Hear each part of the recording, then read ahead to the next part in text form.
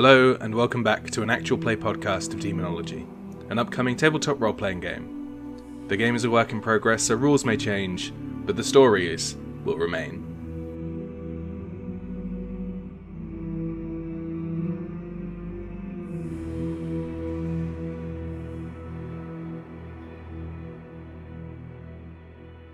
It has been an hour since we last played, but you're hearing this in the future.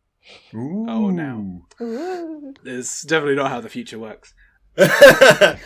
Anyway, we're going back to Bristol, so let's introduce ourselves again. I am Alex. I use he, they pronouns, and I'm going to be mediuming today's session. I'm Siobhan, and I am playing Tanazart, and I use he, him pronouns. I'm Fionn, I use he, him pronouns, and I'm playing Sir Rumpert Umpert. Hi, I'm Mo, my pronouns are they, them, and I'm playing a reformed rogue named Eli Sulphorn. I'm Josh, I use he, him pronouns, and I'm playing Piotyr Benedictus Kirshimov. And I'm Felix, I use they, them pronouns, and I play Dr. Jude and Eli. Last time, I seem to remember everyone met each other, which was fantastic, and those who had met each other before reconnected, and those who had never met before were terrified of each other. And Rumpert showed his took us off. Rumpert showed us took us off. He did. Rumpert then proceeded to threaten to make all of Bristol horny. He failed at that. Yeah, luckily that failed, and instead the roll was a success. Very technically, that spell, both of those are a success. A success of different kinds. Depends on the scenario. All scenarios are heavily. succeeded by making 5 miles worth of people horny. I think either way, the people like us more. Yeah, well, that's what I was It's thinking. true.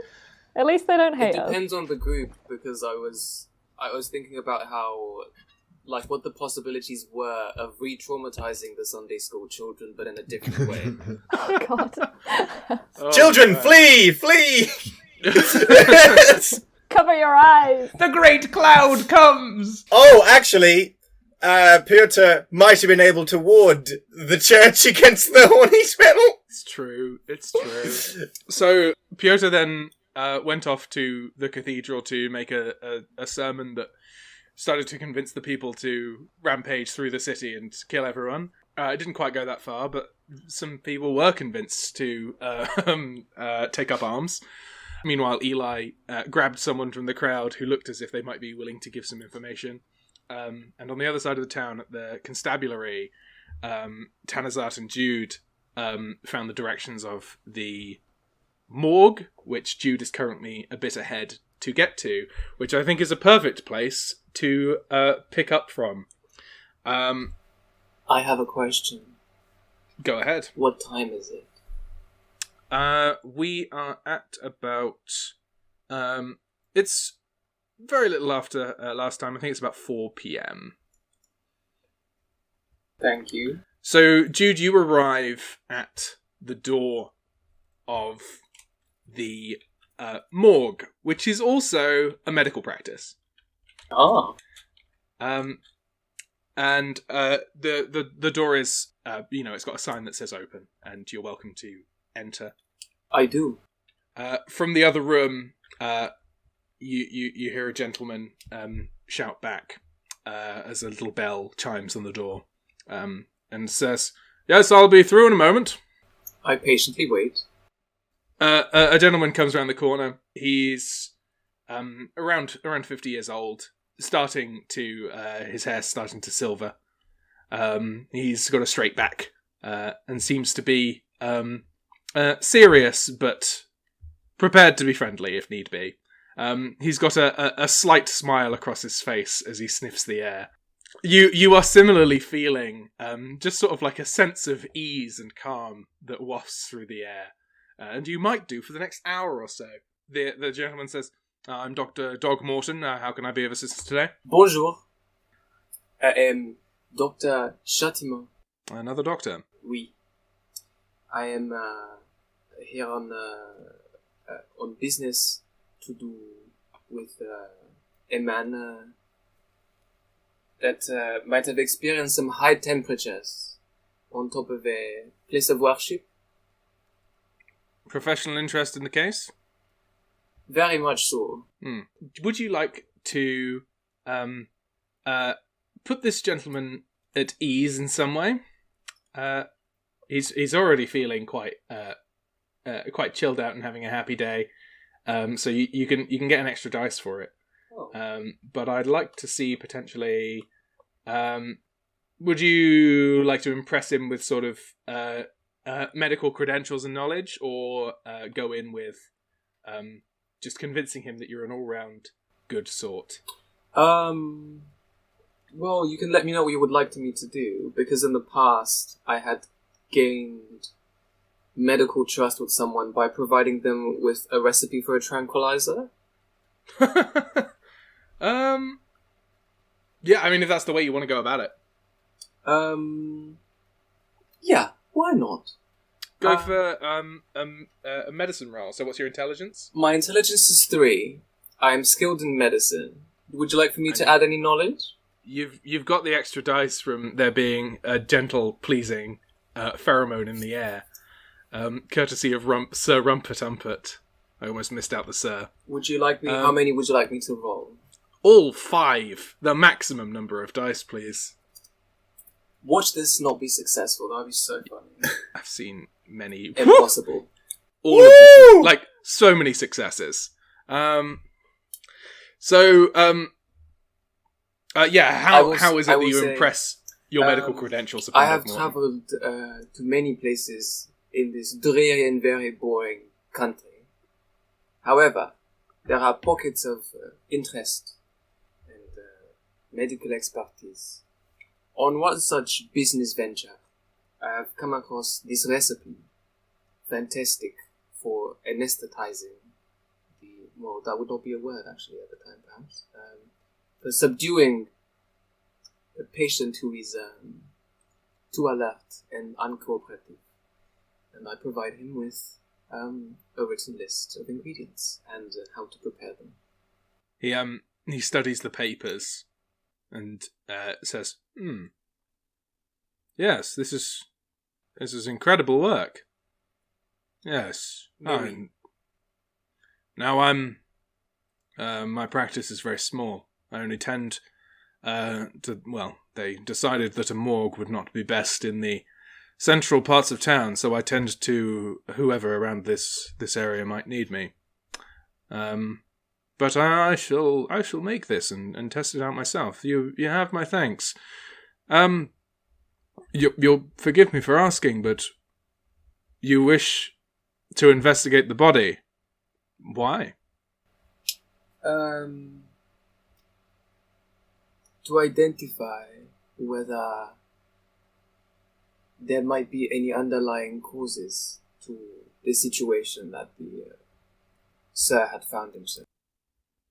I've not met many people who take a medical understanding of spontaneous combustion seriously, but I hate to be the bearer of bad news. The corpse is gone. So I have been informed. However, is there any possibility of examining the place that he was held at? And perhaps, had you had the chance to look at the body before it went missing, to share any of your observations? I had a look over it. What, yes. Come with me. And he takes you through a back room, which appears to be his examination office, and down some stairs. The building is right next door to a church, and it appears that the stairs lead down to the basement of the church. And as he opens the door to the cellar, which is his morgue, you get a faint cold breeze in the room, and he shows you a slab and says, "Well, that's where the body was. I had been working on it, and I left it out overnight to come back in the morning, and it was gone. Now, when I investigated the body, I noticed Well, this is the most curious thing. It was completely unharmed by the flyer. Fire, sorry, not flyer. That's silly. Most curious. The only other thing is, now I would have expected quite severe breakages from the fall, but there was only the slightest wound. Whereabouts was this wound? Just on the outer arm. Which arm? More The right. specifics. Interesting. The other thing is the gentleman had a curious tattoo. Go on. This was on the other arm, up his left. It started in his palm and curved around all the way up his arm and stopped in the temples. A blue pattern. Did you perhaps make a note of the pattern? I would have in the morning, I'm afraid. But I remember it quite vividly, and he draws you down to what I described. Very good. Is there anything else I can help you with?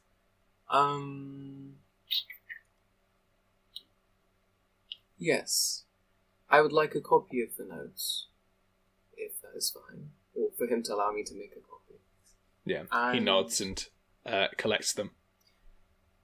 I would like to do two things. I could maybe do a perception or an insight check on where the body was to see if anything seems amiss. But Jude does not have any magical knowledge apart from vitalism, the only thing I can check for is I have a tiny object, a round stone, with which I can discern whether there is any fey magic. So I would like to do that, which I have Lovely. obtained in a different campaign. So first up, would you like to roll a perception test? Yes. Would you have any recommendations? Do I combine any knowledges here, or do I just do a general one? What knowledges have you got? Surgery, herbalism, physiology, midwifery, hunting, romantic languages, church law, vitalism, alchemy, psychology, and plague study. I feel like in the smattering of medical knowledges in there, there's something that will help you, considering that this is a morgue. Most likely sort of surgery will give you an understanding of how morgues should look, the sort of tools that would leave impressions and what would be alien to the space. So I feel like that is another... do you have perception? I do. That's another 5 dice then. And I'm hoping that with the arrival of... Tanazart. that I don't know about yet, that she may do a Daemonologie of the Arcane check, or whatever. Let me roll this. Jude's just an intellectual powerhouse, really. Really? Yeah, and that's 4 successes. Ridiculous. So you see 2 different recent types of burn mark. You see one on one pretty much covering the length of the slab in the gentle impression of a person. But and the burn marks continue on the floor very faintly, leading to what appears to be a chimney for a furnace. And if Dog Morton is prompted, it is the sort of like where he incinerates whatever he may need to incinerate. I don't know what doctors in 1600s incinerated, but I imagine they might incinerate some things. Am I allowed to go in? Yeah, you can have a little poke. If I go in, do I notice anything that seems immediately amiss? So you look up. So firstly, you look at the door, and it's a heavy metal door. And at the same time, you hear a sort of like a gentle jingling upstairs as Dog Morton excuses himself. And as you pull open the door, you look up into the chimney, and you see a face staring back at you. Upstairs, Dog Morton comes to the door and opens it up or you probably would have already come through if the bell was going. Dog Morton comes to meet you and Jenny Morton and says, hello, Constable. Is there anything I can help you with? And she gestures towards you, Tanazart, and says, I have someone here who's asking some very interesting questions. And Dog Morton sort of like scrunches his face a little bit and says, I've had someone very similar asking some very similarly interesting questions. And they both turn to Tanazart. What can I say? It is a very interesting day. Dog Morton asks, what is it that I can help you with? The person who is already here is investigating downstairs in the morgue. I anticipate that you will have similar questions. Exactly the same. Might I see where you keep the bodies? Please, come with me. The face that Jude sees is almost cartoonishly devilish. Horns, red skin, like seeping wide grin.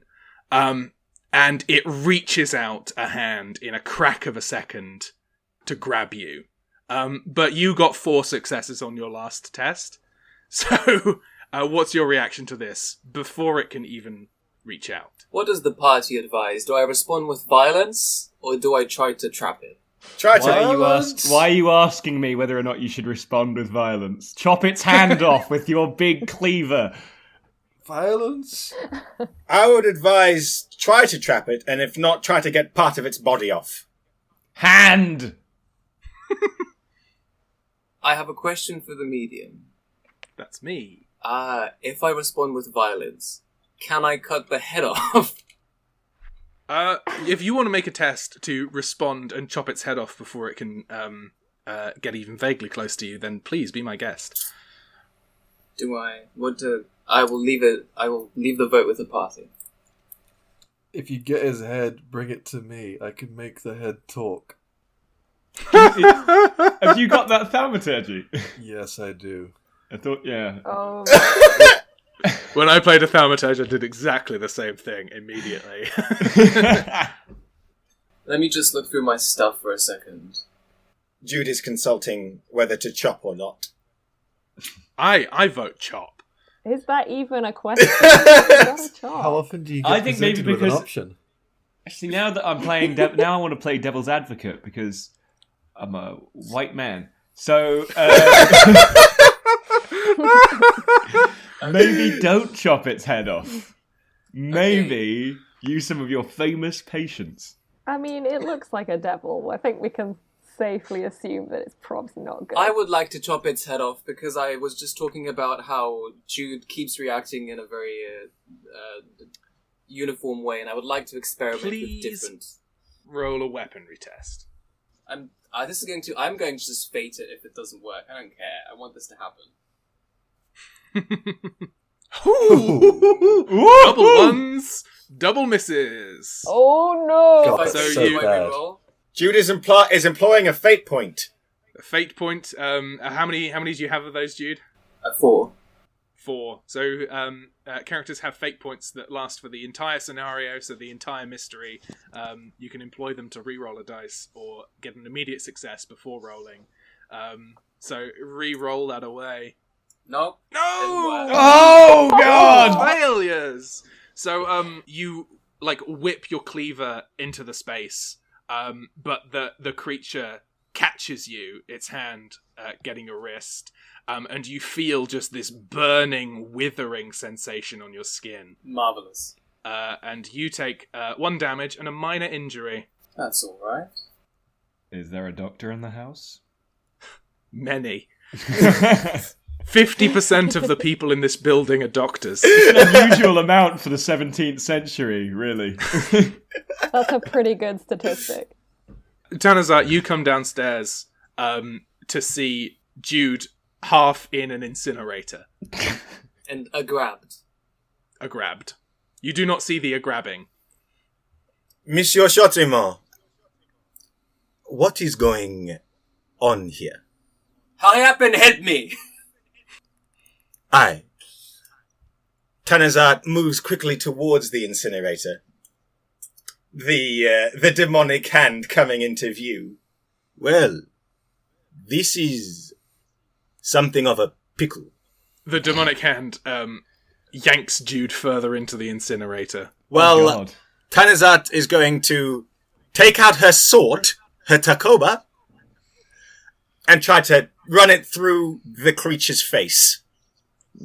Awkwardly reaching into this space is going to be challenging, I think.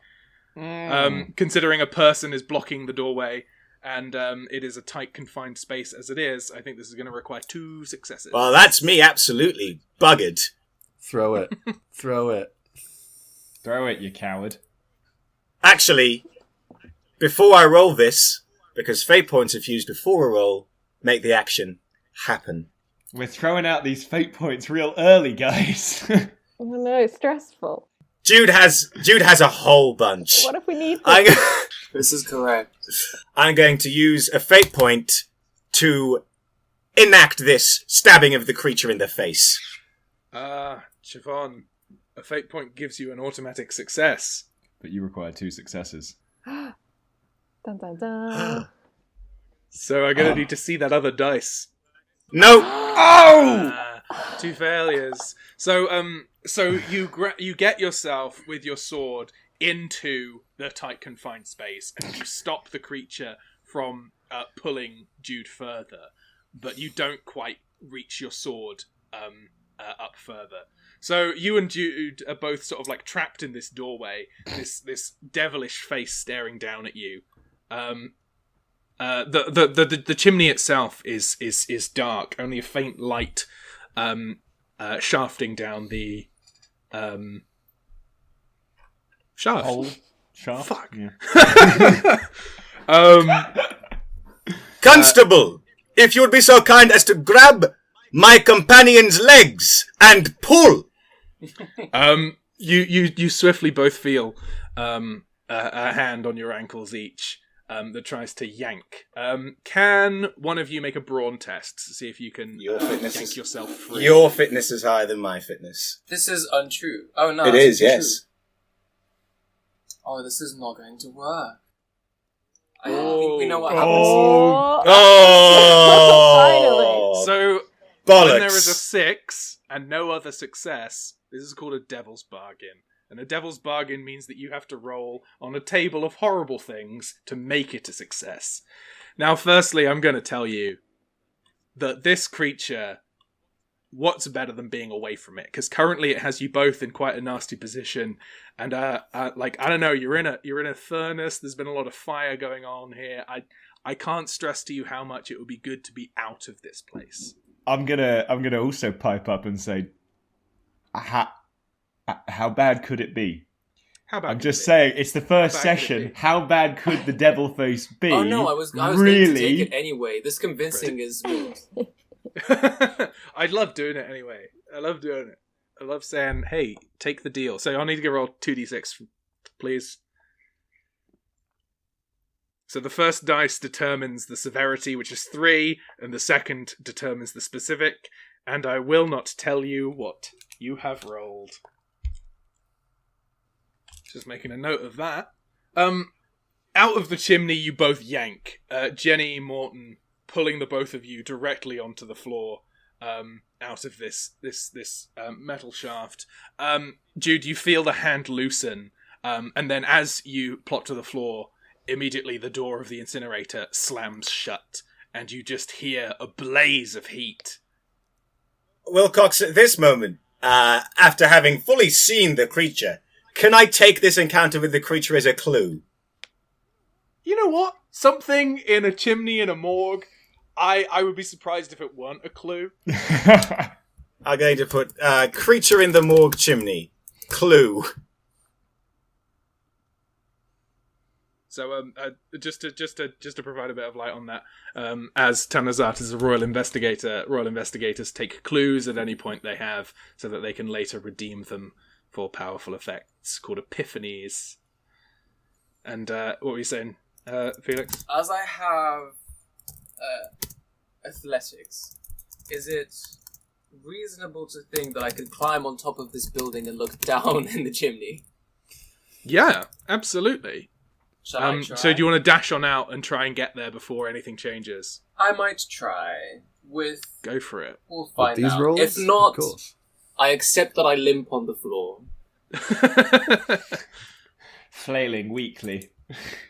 What the? There we go.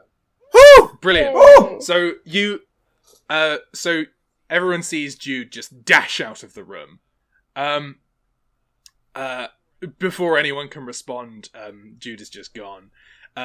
You're outside in an instant and just climbing up the roof and able to sort of gently press your feet onto the tiles in the right way so that none of them slide over, and find your way on the other side of the roof looking down into the chimney. You see a flame billowing down below, but nothing in there apart from that.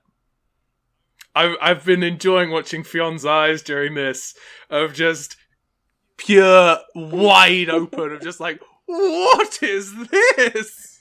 Fionn thinks he knows what this is, and Fionn is concerned.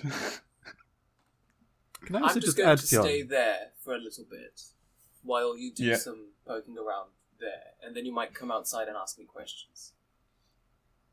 I don't think we should listen to Fionn in future, because his suggestion of how bad could it be would have just led to both of you being incinerated.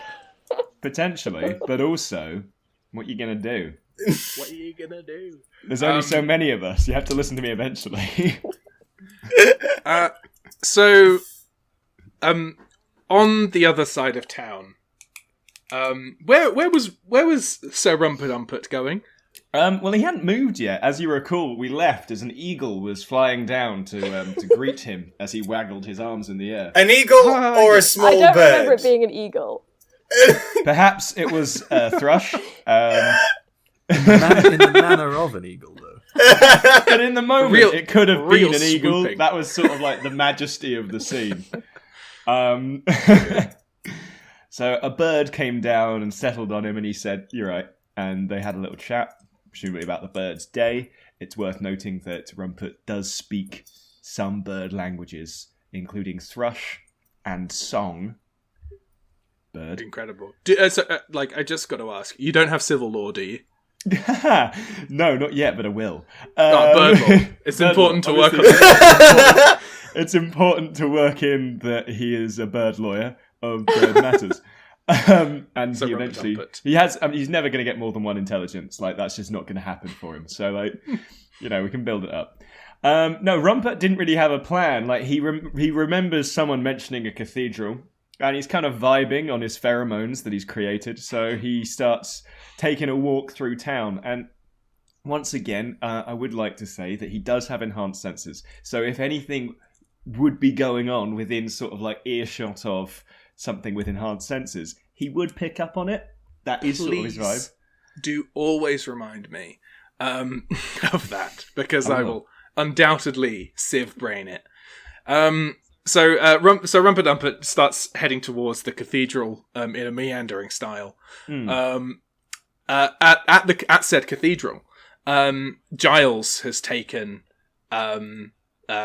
Piotyr, Eli, and the Reeds into a back room of the cathedral in order to seat everybody down and put on a pot of tea. Which Rumpert obviously rudely interrupts. Rumpert can smell the tea as soon as it starts boiling. See. So you last time you wished to get information from the man who shouted corruption during your sermon, and you have not been able to stop him talking. He said, "That's right.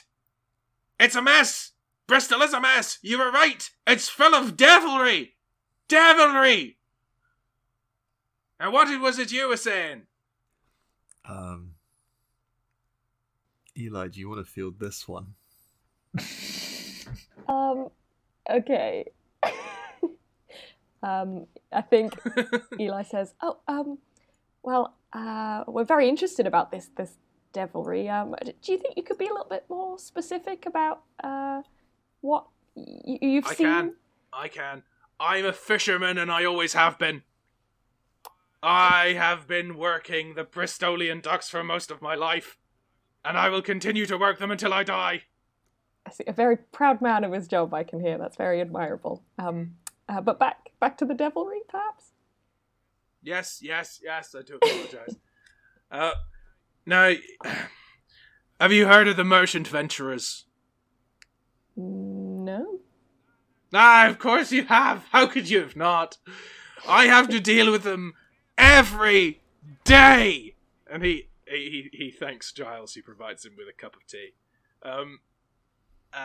It says, they're corrupt, I tell you. They used to be fine. These used to be fine. But recently, they've been getting away with whatever they've ever wanted to. Can I do something? Of course, go for it. Pyotyr's gonna reach into kind of the folds of his vestments, and he's going to take out his spine of Saint Agnes.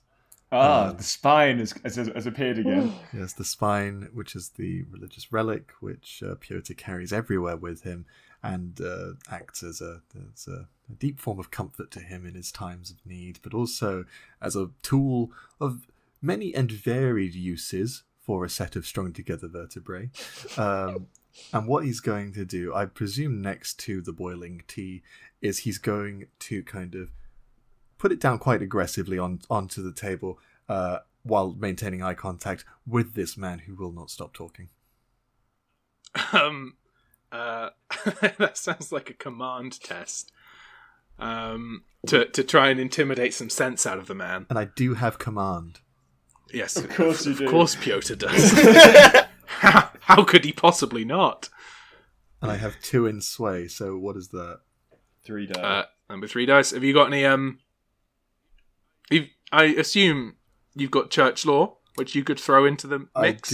I do have church law, which I can kind of bring to bear. I also have folklore. I don't know if that, or studies of the accursed and revenant. It's one one knowledge dice. Okay, so fair church enough. law will suit you fine. Terrible roll. Flat fails. However, you didn't roll that extra dice.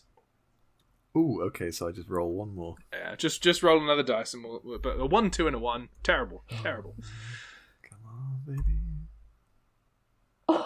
And a 6. Delightful. Oh. So, let me tell you that this, that the weak point here, is that Gilbert, once he gets going, won't stop. But Cecily knows how to rein him in.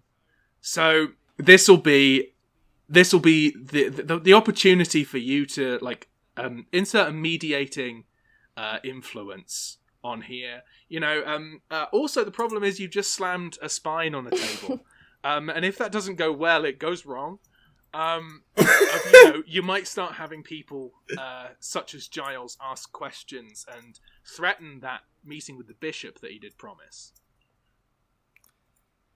So this bargain from that 6 that you did roll, you might want to take that, mate. You also might not want to take that. As a side note, I don't really have a speech for you, Josh. You may not want to do that. Maybe not. Devil's advocating again. Maybe not quite so soon after the very last one that we took. I mean, I think the only other option would be maybe talking to Cecily, but then that still won't shut up. I will also remind you that you are Piotyr Benedictus Kurzimov, who would never truck with the devil. True. You're also Piotyr Benedictus Kershimov, agent of chaos. Who does quite I often don't really fuck with the see devil. any issue with Eli talking to Cecily. Oh, I could. Separately. Could take her aside. And on the matter of the meeting with the bishop being threatened, was stressful. Was Lady Anne Clifford not willing to introduce us to the bishop anyway? If true. this person doesn't, Because Do you have other ends? Jude and I are going to Lady Anne Clifford anyway. Okay, because I'm going to Well, elect. see what happens. I'm going to elect. I'm a super lady. Does my religious fervor that I've instilled in this man not count for anything? It certainly does. Like, What about my horny wind? He might just not get there in any sort of like roundabout or useful style.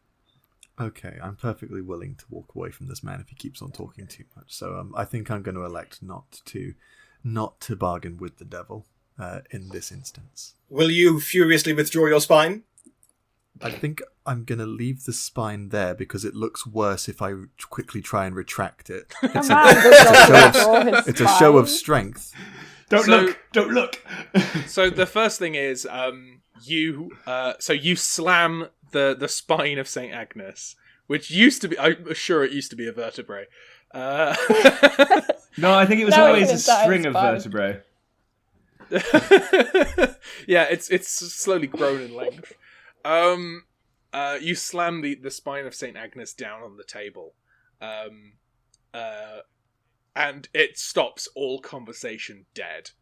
Just everyone just looks at it, and then looks at you. Can I try and salvage it? Giles drops his tea on the floor, and you go ahead. What do you say?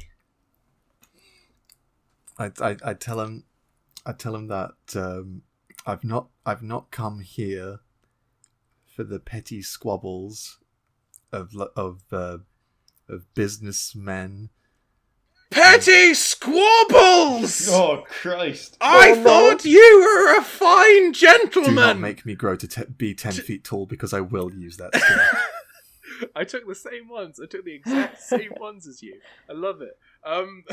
Giles just goes, Cicely!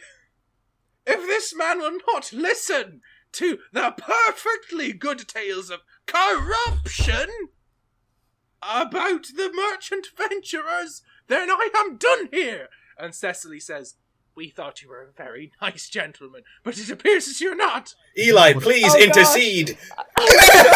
They get up and they say, thank you, Giles, for this delightful tea. We'll now be headed off.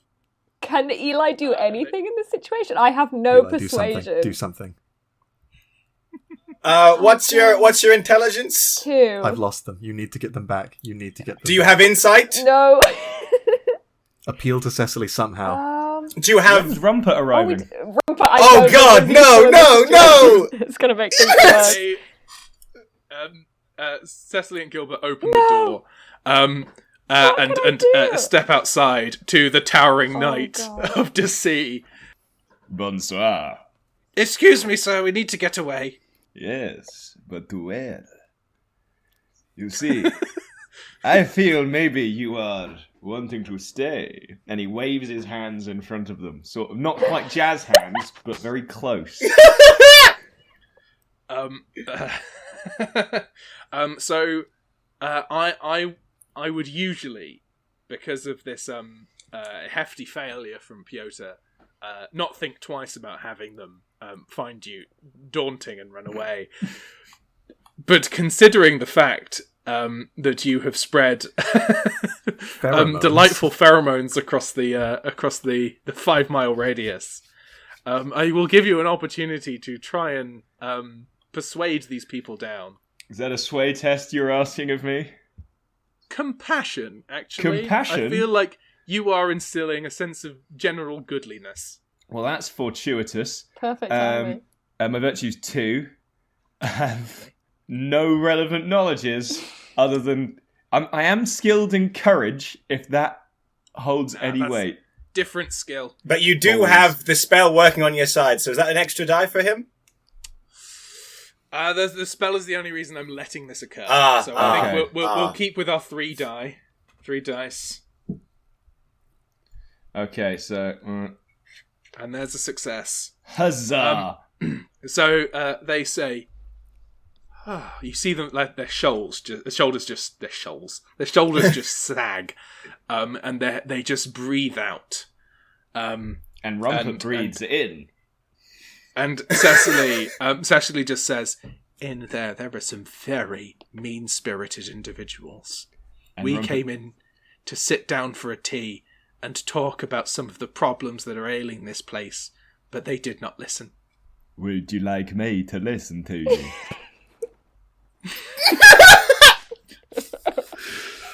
Oh, I feel like the answer is no, but a successful roll says otherwise.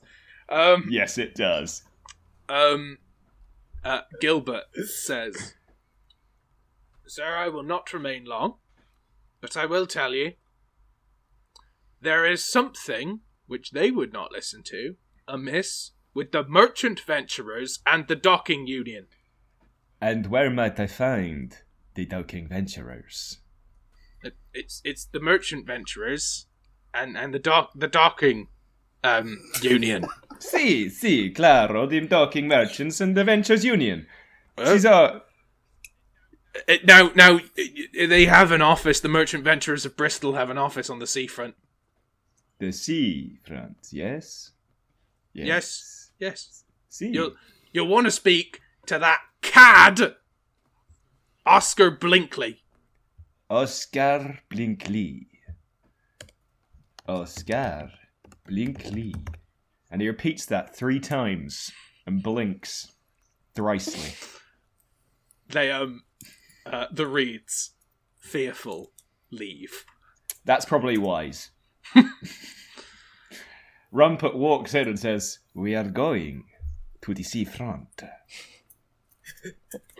And then he kind of waits for something to happen. Are we not meeting the bishop? Ah, the bishop. You aren't We any are- more, no. Piotyr. Well, was this guy going to lead us to the bishop? Giles was.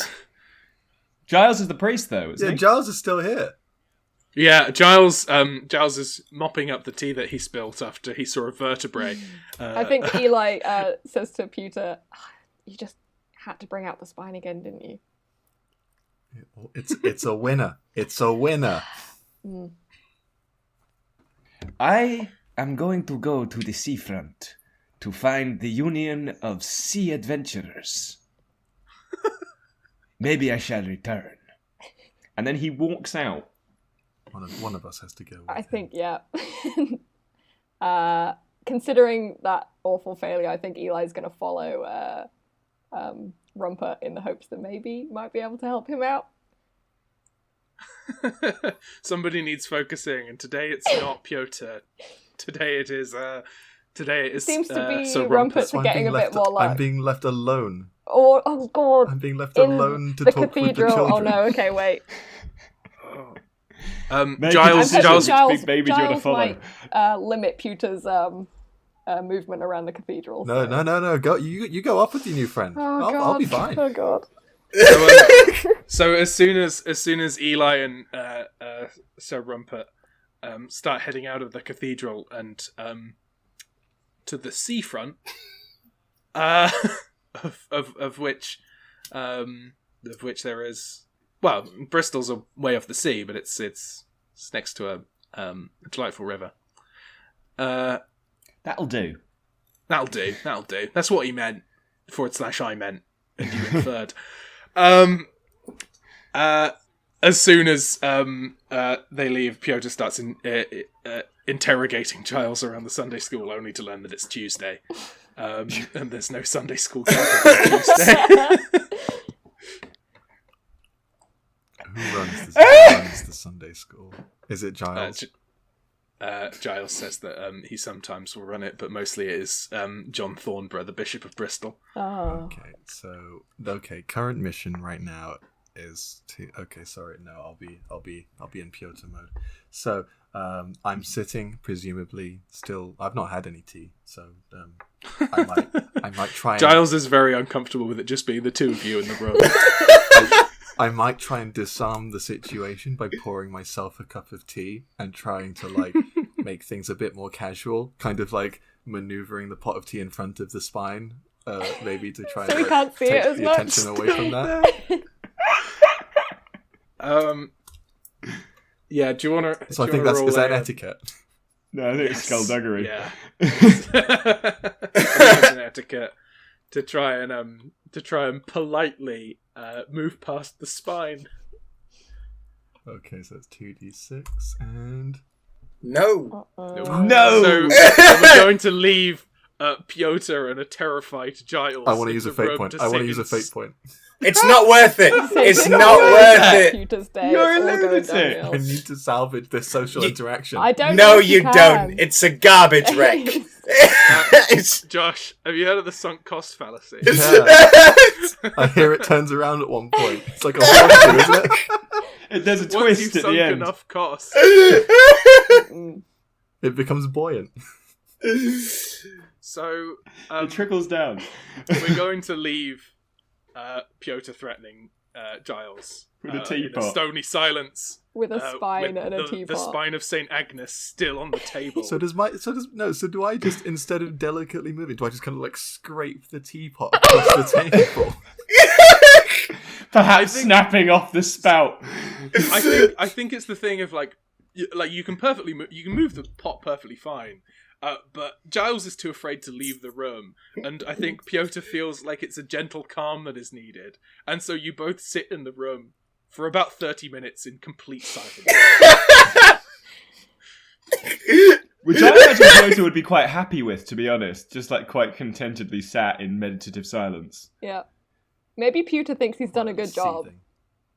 Yeah, I feel like he's not gauged the tone of the He thinks his spine's done the job. Yeah, he thinks the spine is part of the It's a winner. It's all coming together. So back at the morgue. Is there anything? What's Tanazart doing in the morgue space while Jude has rushed onto the roof? As you can see, there has been a devilish occurrence. There.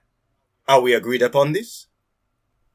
I need to just Jenny Morton. I almost said Sally Morton. Sally is a dog Morton. That is I don't know why I had 3 Mortons in the same faction. This seems short-sighted.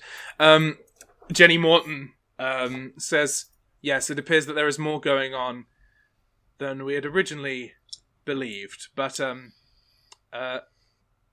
we were aware of the disappearance and we were looking into the body, but you think that you have the skills to navigate it? I have come across things akin to this before. First, I wish to inspect the space. Then, I will look further around the morgue. And after, might you take me to Lady Anne Clifford? She nods gently. And now I would like you to continue the conversation that we started last time. Mm-hmm. Use an insight test to impress upon these people your ability of picking apart a crime scene. I have 3d6, and I have, among my knowledges, romance, classics, literature and poetry, astronomy, demonology and bound studies, decorative arts and engineering. Nothing jumps out to me, I'm afraid. Well, then throw in demonology. Well, then let's roll 4d6 and let's hope I don't fuck it. Two Two successes. successes. Beautiful. Marvelous. So because firstly this is part of the conversation stage, this is the bargaining stage. You can bank those as 2 bargaining chips gained with the Constabulary of Bristol. So at any point later, you may redeem these with the Constabulary for little bonuses and boons that they may offer you. However, with your investigation of the crime scene, what you dig up is much of the same as Jude found, of like the burn marks. But as I mentioned prior, the second type of burn mark. This is primarily on the outside of the furnace, and it is a withering, sort of unnatural motion. Something that has moved through the metal in a way that normal flame and heat would not, and it has warped and sort of started to melt it slightly. From your use of demonology in the bound taxonomy, you notice that this is not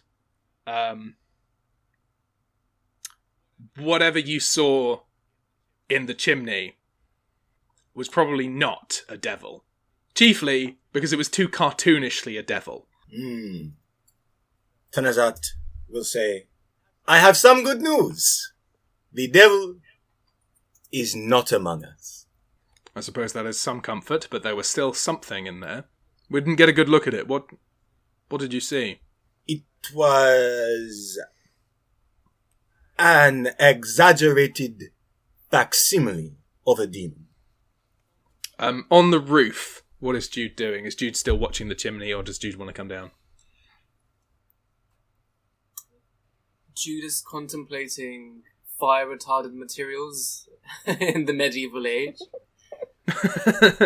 Is thinking about where to procure asbestos to give everyone cancer. And that's how the campaign ends. With the first great cancer outbreak of Bristol.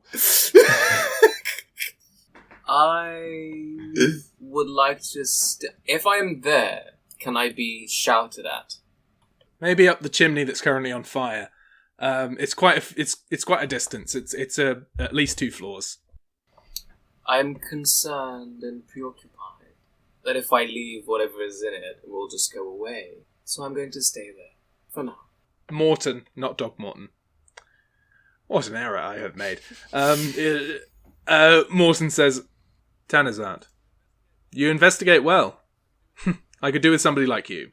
Ah, you have my thanks. But sadly I am otherwise engaged. It's always the case, isn't it? The more competent have other positions. You wanted to meet with Clifford, correct? Aye. Before we go, Doctor, the body simply vanished as if through the walls. Was not gone in the morning. Well, it was gone in the morning, apologies. Stupid, Alex, stupid. Tanazart would like to check the windows of the room. It is a basement. Excellent. There are 2 exits. The stairway up to the medical practice and the chimney. And when she rolled her insight, she noticed no scuff marks, no footprints, no nothing. The burn marks that Jude noticed that led to the chimney. Well then, Constable, let us see if we can retrieve my colleague from, I believe, the roof. And then to Lady Anne. Jenny Morton nods and heads Can outside. I clarify something? Is there still a jet of flame coming out the top of this chimney? The flame was in the furnace at the bottom, not Okay. out the top. Oh, The right, smoke that's was coming out the top. Okay, that's okay. I just thought there was just a flamethrower like chimney in the centre of Bristol, and maybe people would have noticed. No. Oh no. Nothing so obvious just yet. As Tanazart mounts the stairs, she turns Columbo style to Dr. Doc Morton. One more thing. Ah. Might we stop up the chimney? Doc Morton sort of like grimaces a little bit and says, I suppose, if you think it's necessary. I would of course like to keep my furnace, but if it need be, then... It is your furnace or the city of Bristol itself? I suppose the furnace then. Very good. He'll deal with this. For I do not wish to act out how they would do this. It shall simply be done. So you call up to Jude on the roof. Dr. Shattimore! I descend, worryingly. Facing front down. When I land, I would like to ask Jenny Morton if she would ever so kindly assign some of her employees to watch this furnace, to investigate whether anything might emerge from it on both ends. She She nods and says she can put someone to watch the building. But there's usually someone to watch the practice at night anyway. Well, then it would be a case of someone mounting this building. She says that no one is quite as lithe as that, but she can fetch a ladder. And so she starts leading the both of you to where she says Clifford will be. Back heading towards the seafront, quote unquote, is Sir Rumpert and Eli. How are you going about finding the merchant venturers document again? Yeah, well, I've got it down in my notes as at the seafront with the venturers of the Union of Docking Workers is what he's looking for. Can you make an orienteering roll? Yes, I can. I am skilled in orienteering, and I also have 2 constitution. Yeah, I'm a druid, son. I got to know my maps. So that's, I think, 3d6. Oh, I also have hunting, a knowledge of hunting, and my enhanced senses. So am I okay to bump that up to 5 die? You can't get 2 little bonuses. I'll give you it for your senses, but hunting in a cityscape, it's not like you're tracking anything. You're trying to find out where a specific building is. This is very true. Let's see how this goes. Yeah, there's that success. There's that success. I saw the 6 first. I got slightly worried because Rumpert would take it. Yeah. In a heartbeat, without any hesitation. Second, no doubt. No surrender. Right, so he kind of takes in a big gulp of air through his nose, and yeah, his nose is large enough that he can gulp through it. And he gets the scent of salt water and dolphin shit up his nose and marches off in the direction of the Bristol waters, which I imagine Eli just sort of like scampering in his wake. Having a sprint. Yeah. He doesn't really look around. He's like just following his broken, massive nose all the way down to the river and kind of doesn't stop marching until he's there, at which point he kind of stops outside of a wooden building and looks at Eli and says, perhaps, no? I think Eli is genuinely shocked that we made it there. This sigil on the building, just on the front, which I shall again link in the notes, meets your gaze. Quite clearly saying the Society of Merchant Venturers. Well, that's not what I have written down, but I suppose it is close enough. You see this tall, thick-chested man exit the door, with an assortment of other various folk, but none looking quite as important and rich as this one. And he says, "Oh, you two, we're closing up. Nothing more for today." Nothing more of what? Talking with Riff Raff. Riff Raff? He's what? This silly gentleman. And he starts wafting up the street away from you. He's holding sort of like a vast sort of like reams of like ledgers and papers under one of his arms and a cane in his other. How, if I were to let out a short, sharp whistle for a small rat,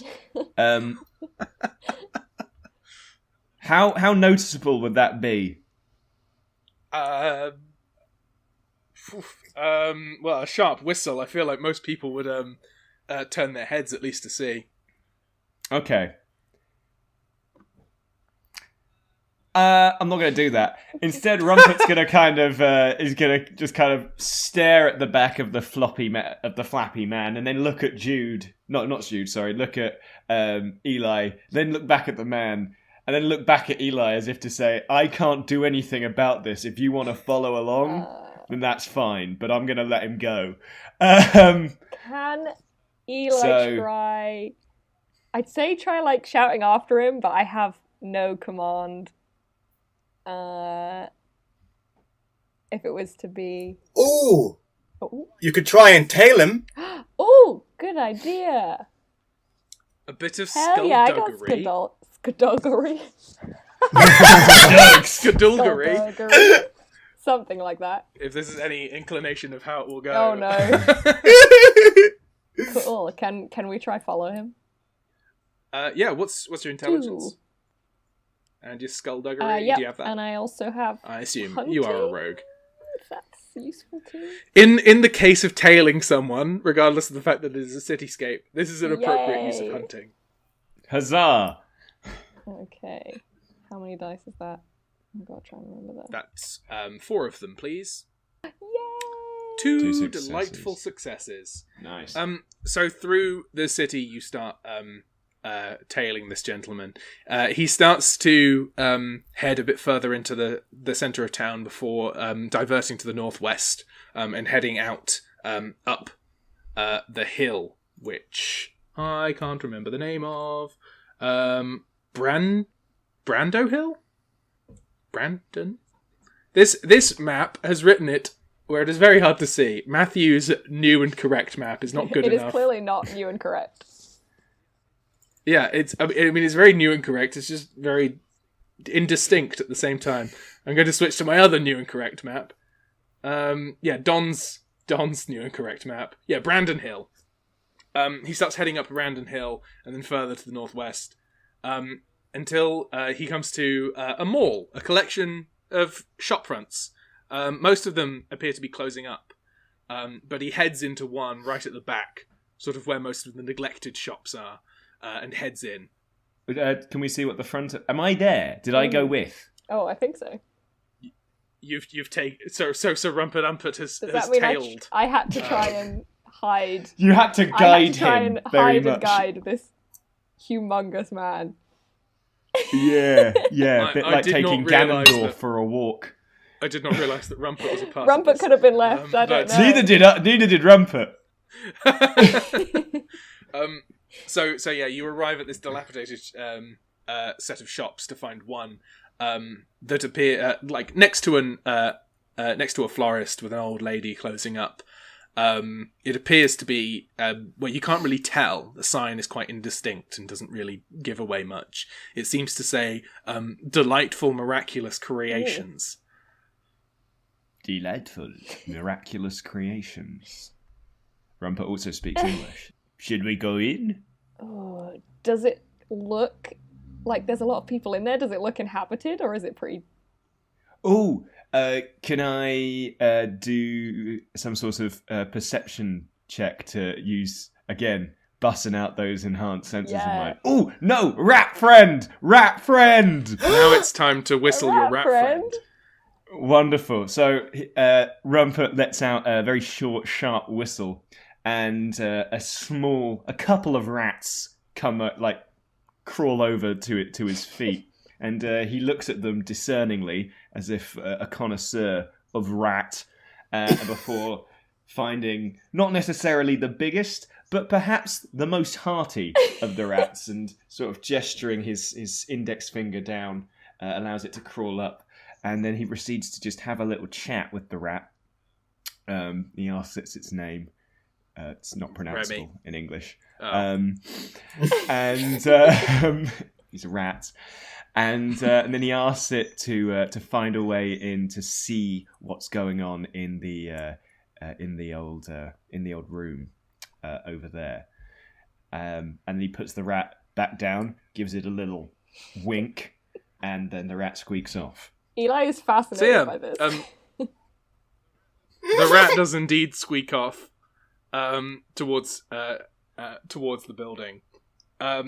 You hear, with your incredible sense of hearing, just an immediate eruption of shouting from inside before the rat has entered, and then the rat sneaks through a little hole behind a set of sort of like stalls out front, all empty, of course, into the building. And now we wait. Can you make a perception test to see how well your rat does? How well it obeys your orders? Can I ever? How many? So I've got 1 intelligence. I have no skill. I'm not proficient in any intelligence skill. You can get a dice from your rat at the very least. Okay, so I'll do 2d6. Wait, Wilcox, might this be an animal handling test? I have animal handling. No, I also have animal handling. Very, very fair that this is an animal handling test. That makes much more sense than perceiving through your rat. Okay, right. So I will. That's 2, 3, 4 die then. In that case, Much better. Yeah, brilliant. 3 successes. Woo! So your rat darts back out quite shortly. Not a few moments later, the tall and thick-chested man with incredibly wealthy attire and many papers bursts back out of the building and looks down both sides before huffing and then continuing off. The rat relays to you that this is Oscar Blinkley. Of course. And he was shouting at a man called Constantine Paxton. Constantine. Order. The order. The rat is not so sure, but they saw a lot of little pots, and also the sweet smell, which you can just about catch on the wind. Is that sweet smell like anything Rumpert may have smelt before? Remember, he was a knight, so he does have a knowledge of battlefields, and this is the perception time. Here is the perception. Here he is with his possibly 2d6. 2. Go for 2. Because you've got the rat telling you to smell. Can I help in any way, or is it just up to the rat and him? So like Rumpert, you could happily share this with Eli if Eli's got better perception with you. Just like asking Eli to have a sniff. Yeah, okay. Rumpert does that. He says that he squeaks his rat name. Says that there is some sort of smell. Can you catch that?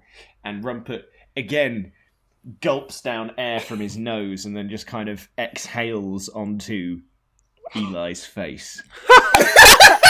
Eli gags. Yeah. But in the hopes that he's gained enough of that sort of scent and then can impart it upon his new tiny friend. Make a perception test, Eli, and add a dice for the pure desperation to complete the test before Sir Rumpert breathes on you again. Right, so how many? Wait. He does not smell good. How much have I got? What's your intelligence? Yes. 2. So 3? Do you have perception? I do have perception, yeah. That's a 4 then. Hey. And That's a success in success. there. It smells like caramel. Caramel, you say? Ooh, Burnt caramel. But intriguing. burnt caramel.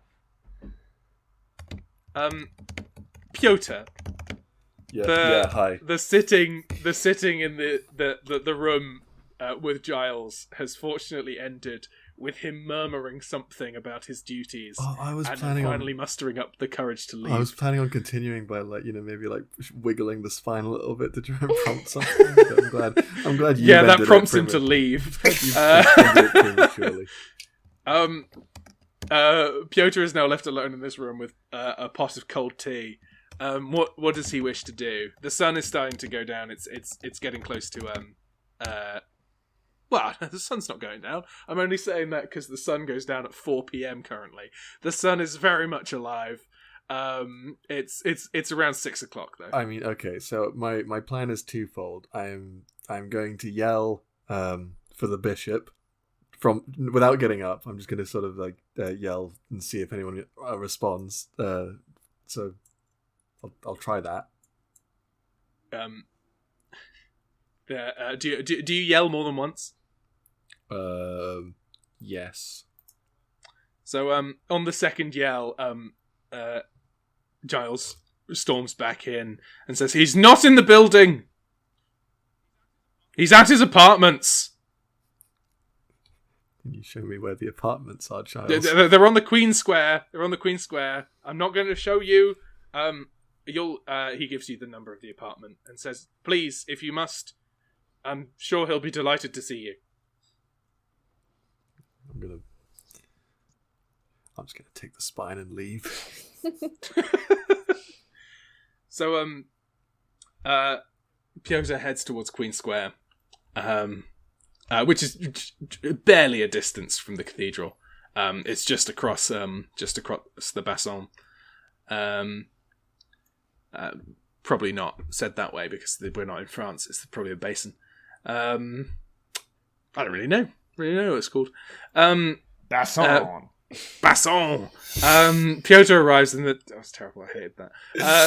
Piotyr arrives in the Queen Square at the same time as Jude and Tanazart does. As this is where Jenny Morton has led you. She has explained on the way that Lady Anne Clifford is currently staying in one of the rooms of the Bishop of Bristol, John Thornborough. That's cute. I imagine that. I smell sin. I imagine that Tanazart and Jude just come up to Piotyr and ask how it went, and Piotr's just going to go, just don't want to talk about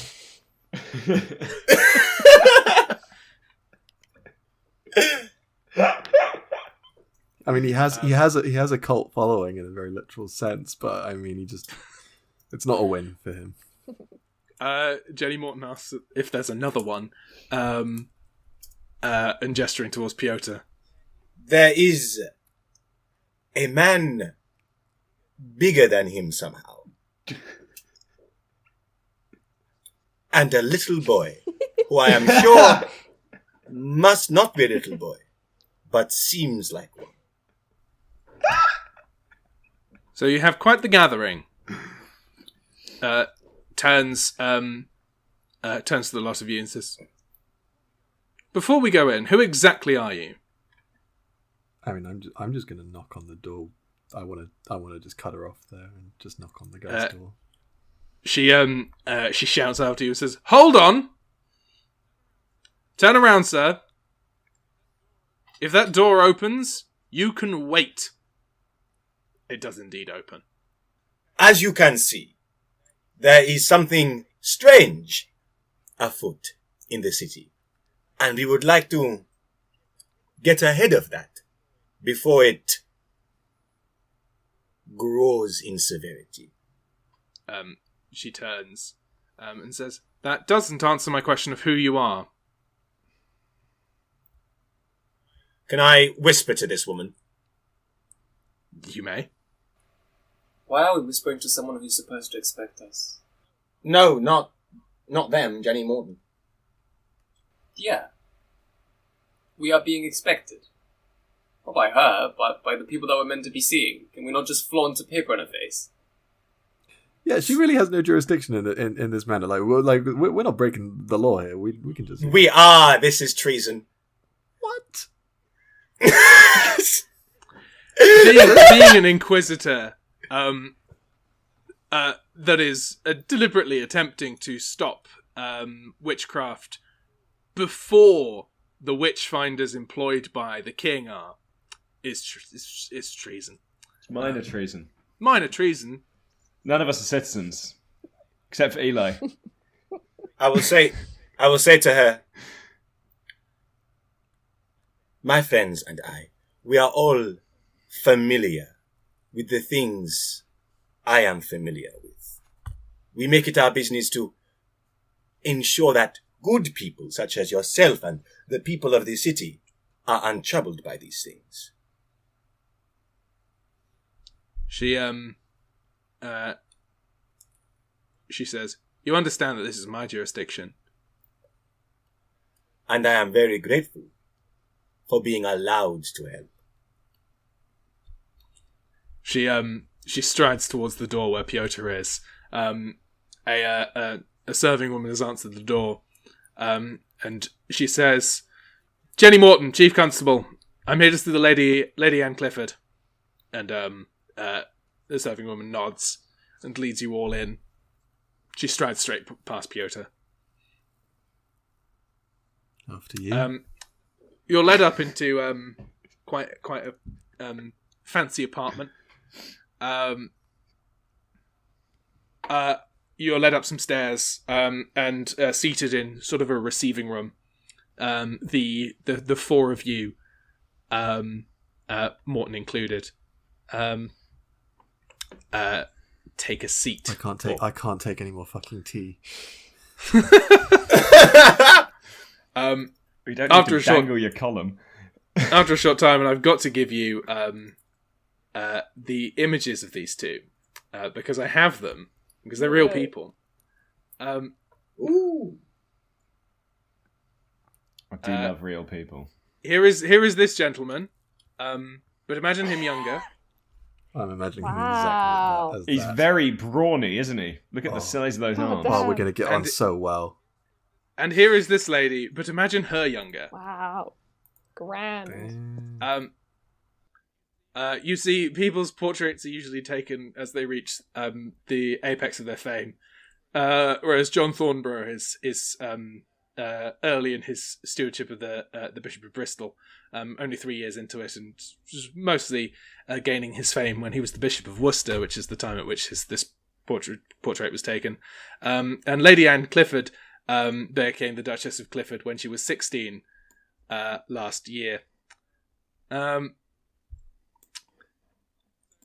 So the two of them enter the room.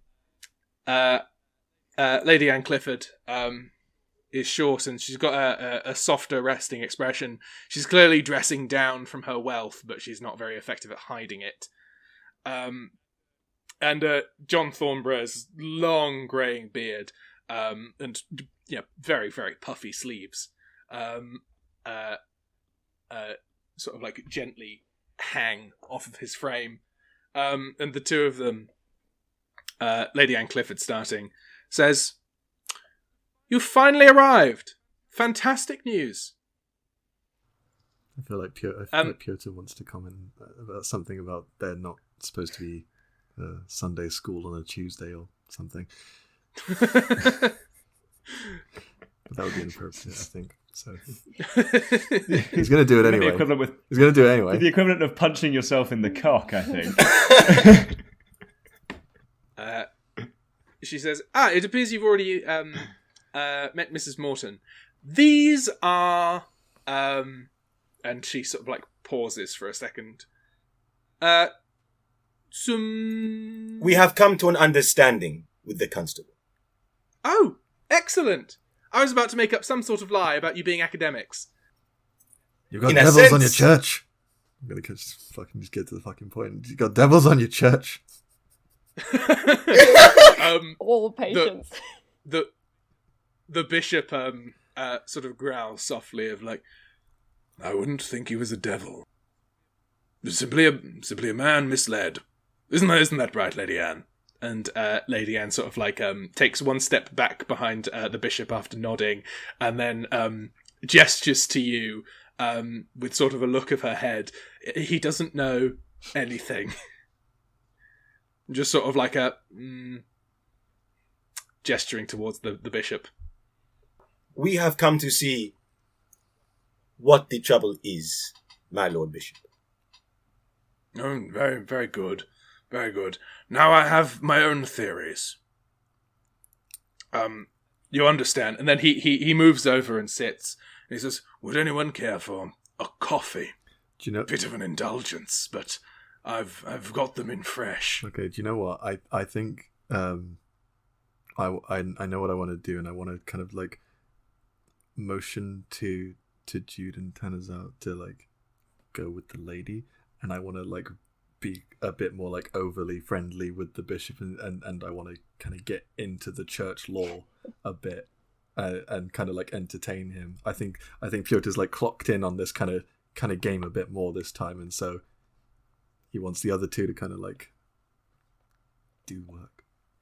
Yeah, a perfect compassion opportunity for encouraging some good religious. Oh, and I've got 3 virtue and goodliness. compassion. Yeah, it's a perfect opportunity for Piotyr. You've got church law. It's full 5 dice for you. This is what Piotyr was meant to do, rather than The slam spine hasn't come out spines. this time. He's a changed. He's learned his lesson. Oh my word! 4 fails and a 6. Fuck. Now, Piotyr, this is the perfect opportunity Bargain. to separate John Thornborough from Bargain. everyone else. He's doing it. Bargain. After I don't the even last need to convince failure, you. you need I don't to. even need to Like, you convince need you. to. I can't take it. My pride can't take another No. failure. 2d6, please. Damn your pride, man. 2d6, Damn it. please. Please let this be gentle. Please let Not this be gonna gentle. gentle. No! No! No! A 5 and a 6. Oh, no. That's a high up bargain. Lord in heaven. Oh, Lord, indeed. Quite a Oh hefty god, one. we still haven't Oh, found out what the fuck. first one was. No, you have So not. many surprises. It either has not manifested itself, or it's happening somewhere else. So the Bishop John Thornborough says, "Oh yes, no, sir. You appear to know. You appear to know your know your stuff, know your ecclesiastical affairs. I should like to take your ear and tell you of a few of the suspicions that I have." And I say to him, let's retire and take our coffees in another room. Oh, quite. I have a study perfect for this. Now, do follow me. Have you heard of Simon Foreman? Have I? And then you like hear us walk away, and the door closes.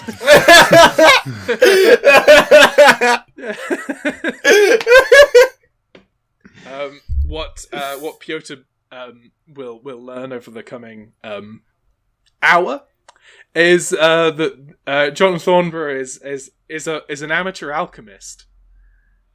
That sounds and sinful to me. Obsessive fan of Simon Foreman,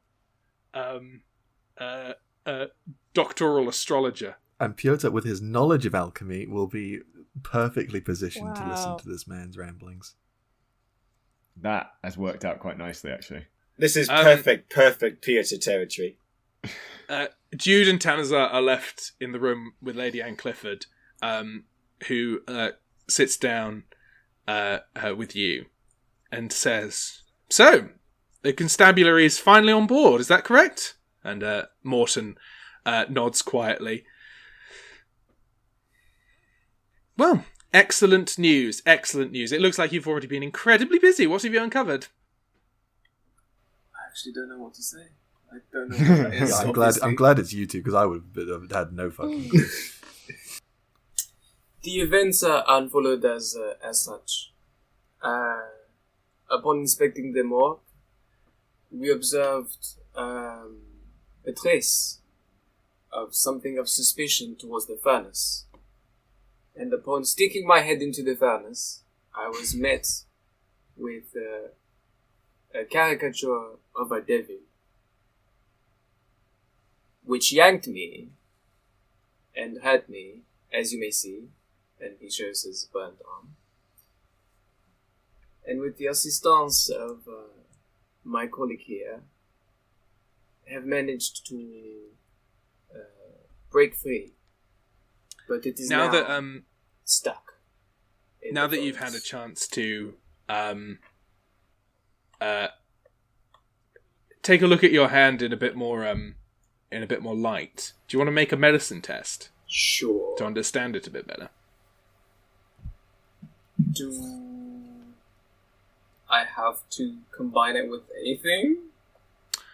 You know what? I think that vitalism will actually help you out here.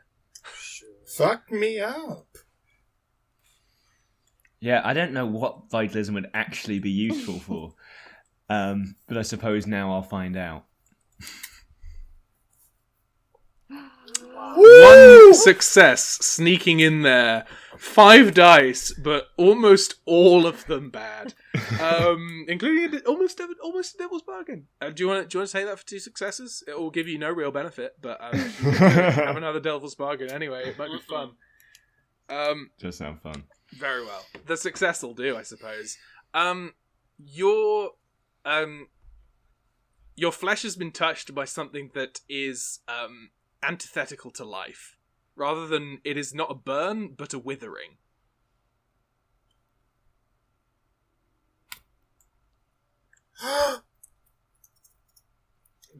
Piotyr should look at this burn.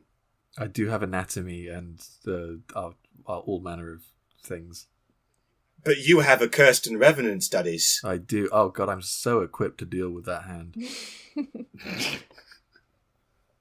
Just give me a moment with the bishop.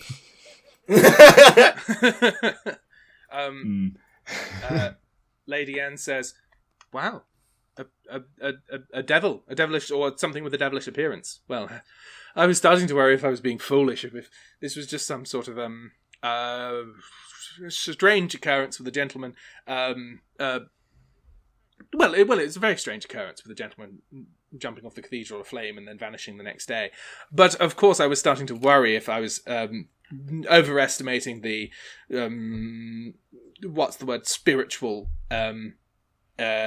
demonic aspect of it all." And she says, "I hope that whatever this creature is in that morgue, you will shuffle it away in the meantime." We have blocked the chimney to the morgue. Right. Very good. Very good. Dr. Sawthorne, what have you learned in your time away with? Dr. Sawthorne is not I there. am smelling caramel by the dock. Oh, yes, very true. Straight out of Rumpert's mouth. Very true. Oh, so Honestly, gross. wish I wasn't there, but Yeah, he's proper disgusting. Hey, you chose your I side. did. You chose your side. She chose success. So, if there is nothing you particularly want from Lady Clifford at this time, she was going to introduce you to the bishop, but it seems like your interest in the bishop is being diverted to another room. So in the other room, Thornborough is waxing about his theories of how if you were to get a suitable oil to cover the body and then inflame the oil, the body would be simply unharmed. He's been trying it out on pieces of fruit over the past few days, and then he shows you several burnt pieces of fruit, and says that he's getting closer with the days.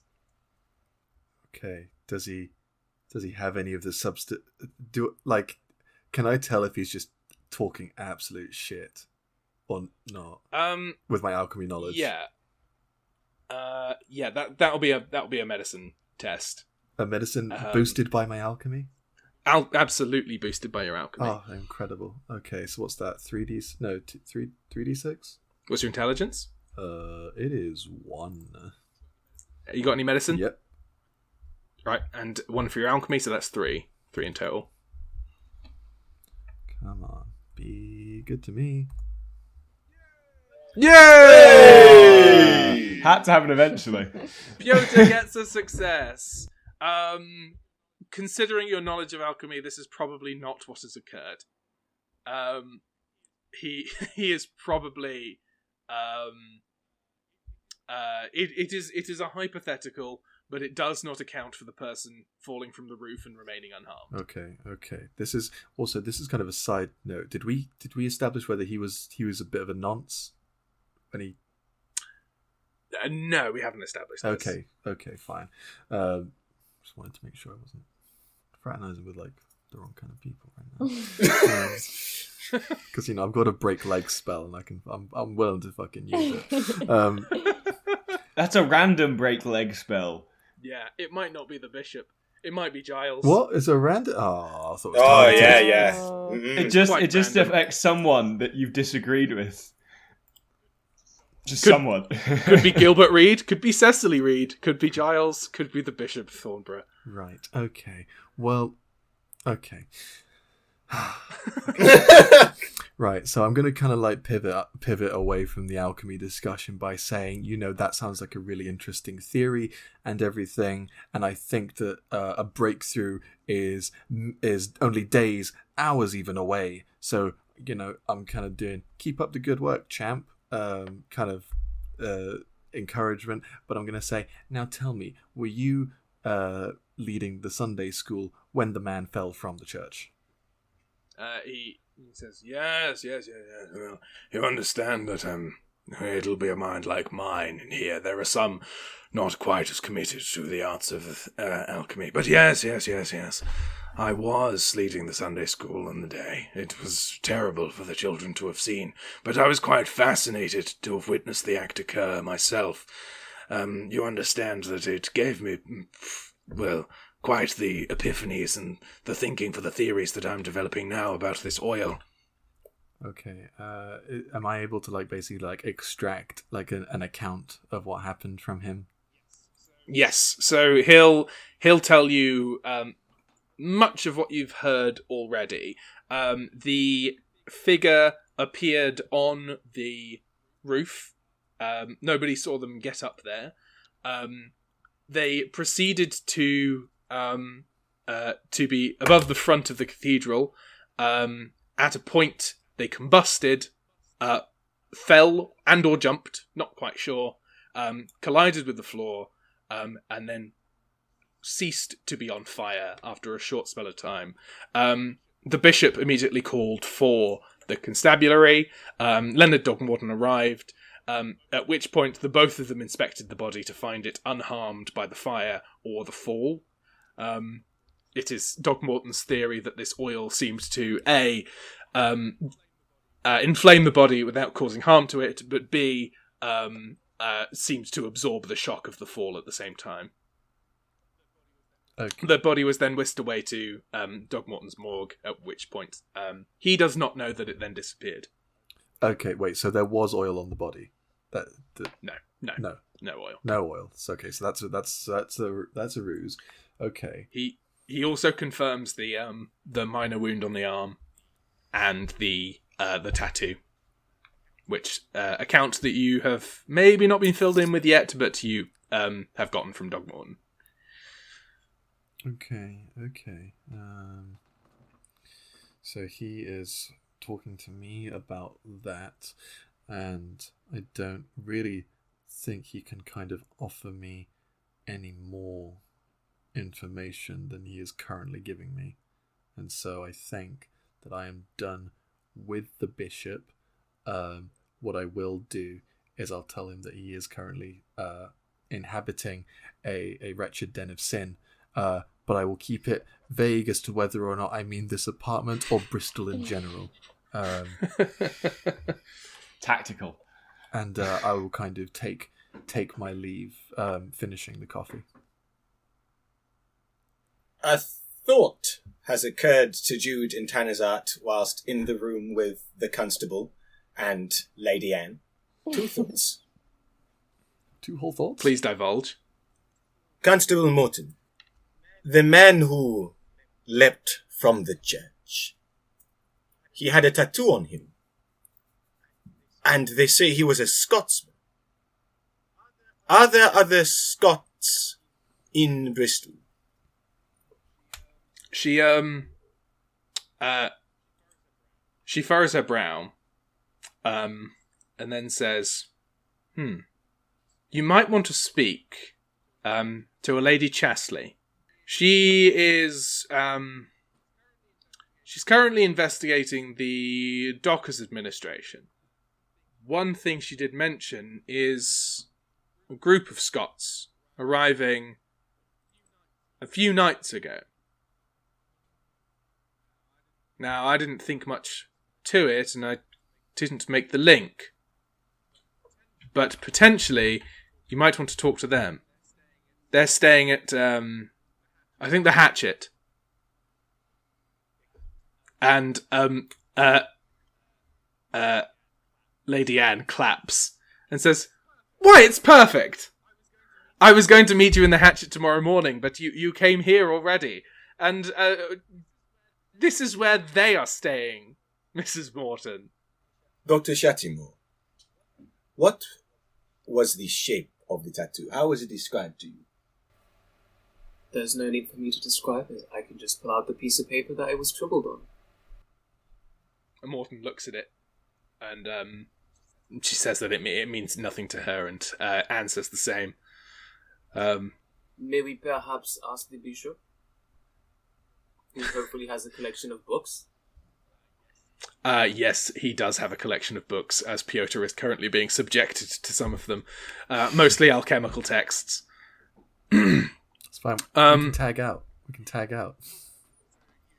So you head into the study, and Bishop John Thornborough gives you free rein to use his library, but he does not recognise it himself. He says he cannot simply recall every book on these shelves, but there might be something in there that will give you some sort of a hint. So for reference, this is a library may be used to conduct research in the future. However, what you may do is you might try and... have you got any... have the three of you, looking at this, got any knowledges that might be able to help you with this? I feel like we have every knowledge conceivable between the three of us. Except any practical ones. It's all academic and esoteric, I believe. Oh yeah, no, we're not in the field. Like, we've got the field agents out by the docks, and we've got the fucking nerds in the library. See. So what do you think? So let's make a recollection test, which means that each of you who you think you might have a relevant knowledge, it will be able to petition it to be rolled, and then you get a question for each successful test. Okay, so I've got Daemonologie and Bound Taxonomy, or Accursed and Revenant Studies, or Folklore. Folklore. But not the other two, I'm afraid.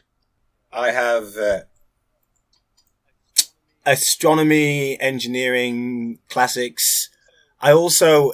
This man is a dock worker, we're saying? The Scotsman. No one can identify him. Could I make the argument that myself, having been a sea woman, might have knowledge of naval tattoos? I will give you that under astronomy. Very good, thank you. So that's one each so far. Is anything from Jude? I can't think of anything that would be useful besides vitalism. There's nothing else that is esoteric by any stretch of the imagination. Then it is 2 dice you shall get. In a future occasion, Sir Rumpert and Eli will be able to assist with their own knowledges, but currently they do not know that this is being racked through the minds of Piotyr and Tanazart. So, do you want to make a dice each? One roll? Aye. See if you can get any information about it. We're just 1 dice each. If either of you get a success, I'll give you a ho-ho-ho! Okay, well then I don't need to roll. You do, because you'll get an extra question. If you are successful. Oh! Boom! 2 successes. 2 5s. Immediately. So between the two of you, you're able to place it as it is a Scottish tattoo belonging to sort of clan mystics. Now, with that base information, you have 2 questions with which to try and venture up some more details. Is there anything you'd like to poke and prod about with? Can I bank the fact that it is a tattoo for mystics as a clue? Yeah, absolutely. Okay. Is it a particular clan that we were able to pinpoint, or is it just like a really broad thing? Yeah. So, there are it's mostly broad. However, let's see how you could accomplish this.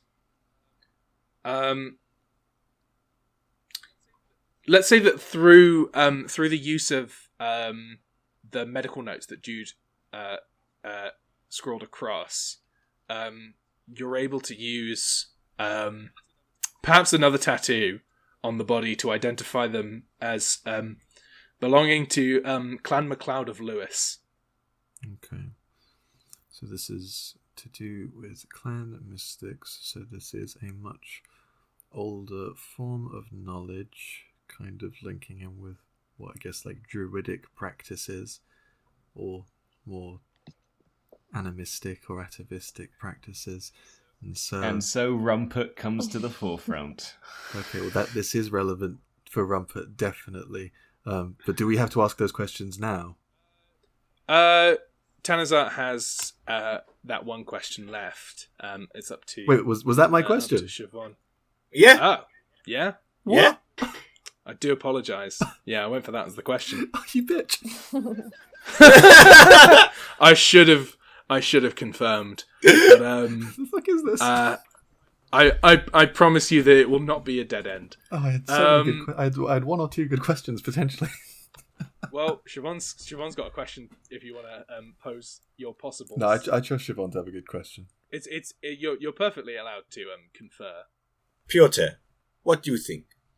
Well, my question was going to be whether that particular clan had any kind of rituals dedicated to either self-sacrifice in the pursuit of like transcendence, or anything to do with immolation or fire in general.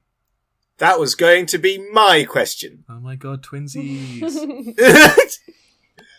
I wish to ask, does Clan MacLeod of Lewis engage in their mysticism with fire or sacrifice?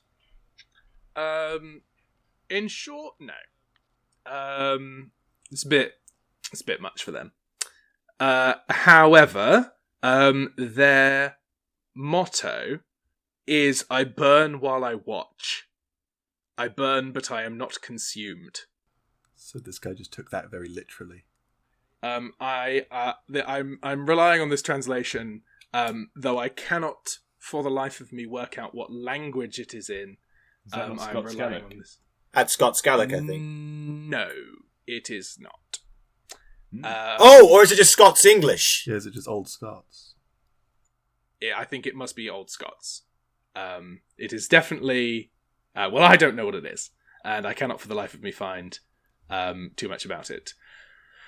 But I think that is a nice point to leave it there with "I burn, but I am not consumed."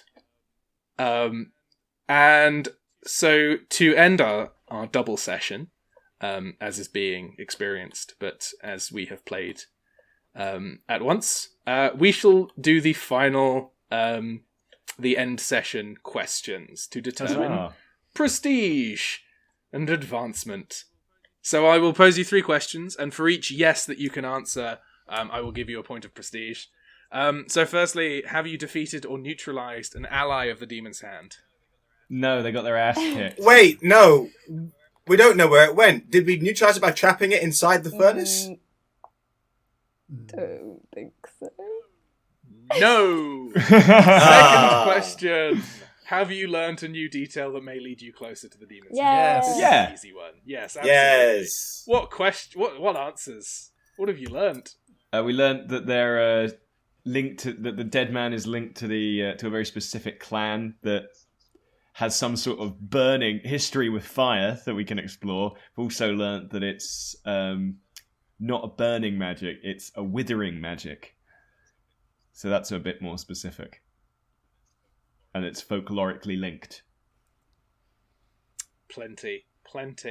Have you gained a new and useful ally in your fight against the Demon's Hand? Just my Constable Morton. Absolutely. And my rat friend with the unpronounceable name.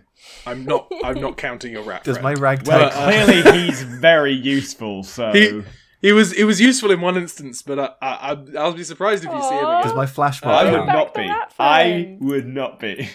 Can I have my Okay, flash right. mob? You're still developing your cult, but I think that very much the leader of the Constabulary of Bristol faction, Jenny Morton, is a very good ally to have developed. So that is 2 prestige for you all. Yay. Hey! What's everybody Yah. on now? 16. 16. 27. It is worth noting that while we are playing for the first time publicly, these characters are mostly old. My prestige is at 2. She is fresh. Unlike, Tanazart, however. New. What's Eli at? 19 now. 19? That means you've gone up a rank. 4. Do I get goodies? We can do that off camera. But yeah. Very good. Oh, Jude, what are you where's on now? Piotyr and Jude at? Jude is in between 2 different campaigns, so I'm going to sum up the total prestige when both are finished. But currently 47. Damn. 40. Yeah, so you're still a ways off rank 7. But I imagine between the 2 you'll definitely get there. And Piotyr? 27. 27. So close to rank 5. Literally 1 prestige off. If only you had if done Jude your had got jobs that in the cleaver furnace. in the head, yeah. If we manage to kill the whatever in the furnace. You've let me down. Lovely. All right, let's wrap on up for today then. So a special thanks to Tasha Soffler and Oscar Russell. Tasha for the music for the podcast, and Oscar for the brilliant designs through Watchtower Design. We'll be playing another session again soon. In the meantime, you can find us at Daemonologie RPG. That's DAE, IE instead of the Y. Daemonologie RPG at Twitter, Instagram, Facebook, Reddit. Yep. There needs to be a Reddit? jingle for spelling that correctly. Yeah. Daemonologie. Believe me, I have thought long and hard about how to say the spelling of Daemonologie without going like, alright, so look, there's D, there's an AE, and then just spell monologe, and then IE is don't put a Y. Cool, you got it. Pew, pew, pew. You set that to a tune. I think we should do that. That's we the should jingle. do that as like The a jingle's spike, done. like they do on radios, And and, get we it- can play that in every bit of dead silence. Get it followed by some like do-do-do-doos. Oh no. Alright, this has descended in a nice way. Let's finish. Lovely. Thanks, guys. Bye-bye. Bye.